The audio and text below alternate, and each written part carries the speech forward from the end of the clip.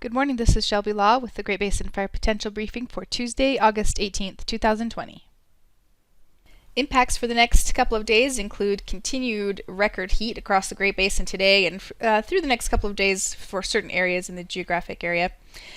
We are expecting continued thunderstorm activity over western Nevada, although those storms will be a mix of wet and dry. As the moisture moves further northward, some storms will be a mix of wet and dry, especially over the higher elevations in Idaho and on the drier side across southern Idaho. On Wednesday, we bring some wind into western Nevada on the heels of a few days of thunderstorm activity. Could definitely be a problem for holdovers. And then the moisture will spread further east and south through the central part of the Great Basin for definitely an increase in initial attack.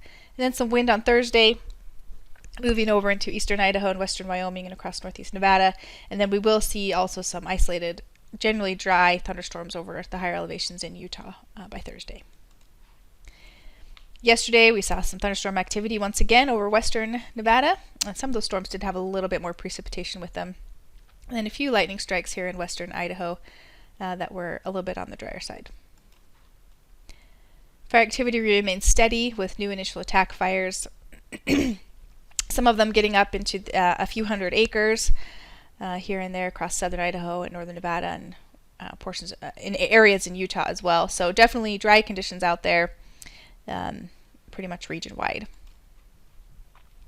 Past 14 and 30 days, precipitation percent of normal are shown here. It's been very dry for the past few weeks.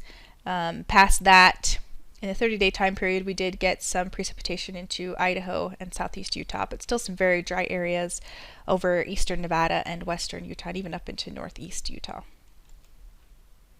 ERCs are near or record setting for much of Utah and into eastern Nevada. Slightly lower values over far western Nevada and on the rise in much of Idaho and western Wyoming as well. So this hot, dry air mass that we've been sitting under has definitely rapidly been drying and curing fuels across the geographic area. But with a little bit of moisture that we'll see move through, that may bring some very minor relief to a few areas in the geographic area. Taking a closer look over northeast Nevada, those values are near the historical records for the time of year. And further south over southern Utah, we've been setting records for a few weeks now and still much above the historical records for the last 10 years. I mean, we are just way outside of climatology down in those areas. So any amount of lightning that comes down, especially if it's on the dry side, will be a problem for those higher elevations in Utah. This morning's satellite imagery shows that high pressure ridge still in place, very strong high pressure. That's what's giving us these record temperatures across the Great Basin. And we see this tropical moisture continue to rotate around the outside of that high pressure ridge. And we can see the moisture here in Idaho today. That's where we should see the thunderstorms developing and some continued development of thunderstorms in Nevada as well, western Nevada. So again, by this afternoon, that moisture leading to the development of some thunderstorms over the higher elevations of over Idaho and western Wyoming, and maybe a chance for another round of some mixed wet and dry storms over western Nevada. Still fairly dry over Utah and southern and southeast Nevada. So a closer look here where we're expecting some precipitation this afternoon.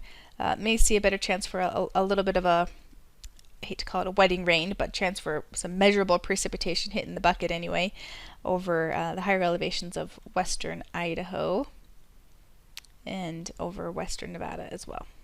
Still very hot, 103 in Salt Lake, 113 in Vegas, slightly cooler over western Nevada under some increased cloud cover, but still very hot. On Wednesday, the ridge still remains in place, and that moisture continues to rotate around. So we'll see thunderstorms developing again in eastern Idaho and western Wyoming, and then some of that moisture will push down into the central portion of the Great Basin, including northeast Nevada and northwest Utah. So closer look for Wednesday shows drier air moving into Nevada, and we do see that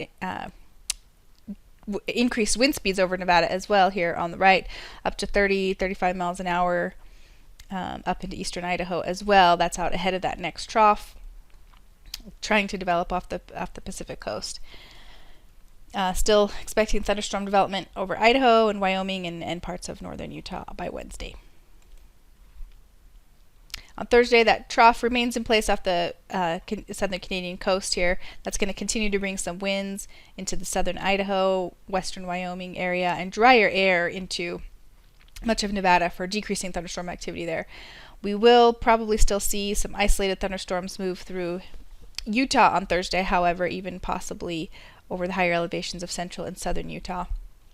We'll just have to wait and see how much moisture is left over by Thursday. So for Thursday, this image on the left is showing where we're expecting some at least isolated thunderstorm coverage over the higher elevations of Idaho, Wyoming, and Utah, and possibly a little stray thunderstorm or two over eastern Nevada. And the wind gusts are shown here, still going to be quite gusty over eastern Idaho, western Wyoming, and northeast Nevada on Thursday. The 3-day precip totals show some precipitation, best chance for precip over the central Idaho mountains and western Wyoming, with a little bit of precip on the periphery of the Great Basin, including some of the higher elevations of Utah.